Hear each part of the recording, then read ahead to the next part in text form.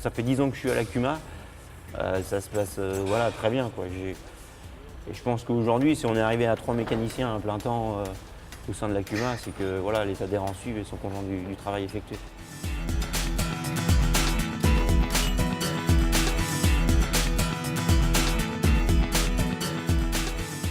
Donc mon rôle au sein de la CUMA, c'est chef d'atelier, donc superviser tout ce qui est réparation, mécanique, hydraulique, électricité. Je fais le suivi donc, du stock, passer les commandes pour divers matériels.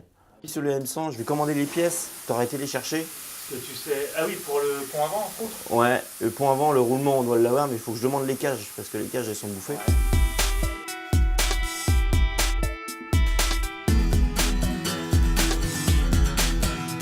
On reçoit les factures. Donc moi, après, derrière, je repointe toutes les factures. Donc la secrétaire paye les factures. Moi, je vérifie si les factures ont bien été attribuées sur telle ou telle machine. Tout se fait. Il faut réfléchir au montage. Tout se fait. Tout se fait, voilà.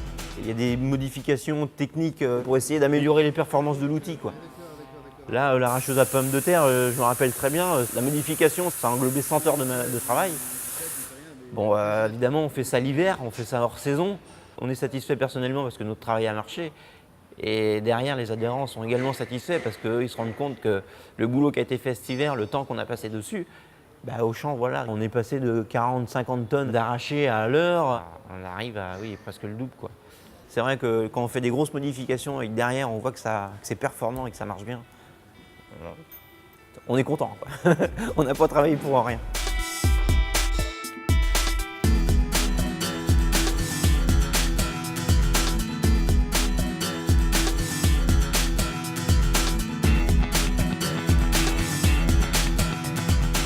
Il faut être polyvalent, c'est un métier, il faut savoir souder, tronçonner, percer, tarauder, il faut savoir les composants hydrauliques, il faut savoir les composants électriques, il faut savoir où les situer, il faut réussir à toucher à tout. Et quand on y arrive, on arrive à se faire plaisir.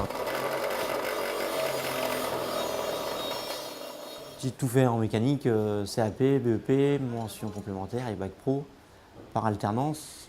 J'ai ensuite derrière été embauché dans une concession agricole. Et après, ce que je voulais, c'était avoir le suivi, c'est-à-dire que c'est bien beau de réparer une machine dans un atelier, mais dans un garage, une concession, on ne sait pas après derrière si ce qu'on a fait marche bien. On n'a pas tellement de retours et c'est ça qui me manquait, c'est ce que je recherchais. Et au sein de la CUMA, c'est vrai que derrière, si on apporte quelque chose dans un matériel, on a tout de suite des retours, c'est bien, c'est valorisant, je trouve. Il faut qu'on trouve un système de fauche meilleur que nos conditionneuses pour les légumineuses. Donc qu'est-ce qu'on doit acheter? Une faucheuse conditionneuse à rouleau, une simple conditionneuse, une simple rotative, qu'est-ce qu'on fait? Les adhérents me consultent pour les achats les plus complexes. Tout de suite, on est sur des matériels à plus de 100 000, 150 000, 200 000 euros. Donc c'est sûr que ça fait un gros paquet d'argent, donc il ne faut pas acheter n'importe quoi entre guillemets. La hauteur de coupe se règle par la longueur du troisième point. Et après, au niveau de l'attelage, vous aurez une hauteur de relevage à respecter. Et ensuite, votre relevage, vous le verrouillez, vous n'avez plus à y toucher.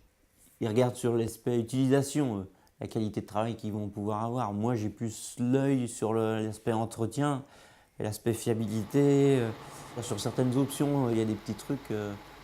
Tiens, les gars, faut pas négliger ça parce que dans le temps, ça peut apporter un plus ou bien il faut même penser à la revente de certains matériels. Il faut essayer de donner un complément d'information que les agriculteurs ne pourront jamais prendre le temps de rechercher.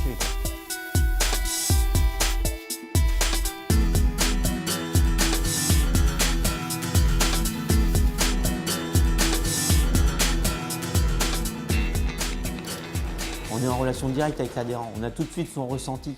On sait ce qu'il veut, on sait ce qu'il ne veut pas. En travaillant dans une concession, ils ont toujours un peu le couteau sous la gorge parce qu'ils se disent tout de suite, alors là ça va coûter cher si tu y passes du temps. Tandis qu'en CUMA, ils n'ont pas cette vision-là. Ils ont vraiment la vision qu'on est là pour leur apporter une aide, un service. Tout le monde a une bonne philosophie, tout le monde est là pour s'entraider. Et c'est ça que les adhérents recherchent. C'est vraiment ce que je ressens, quoi. C'est la confiance.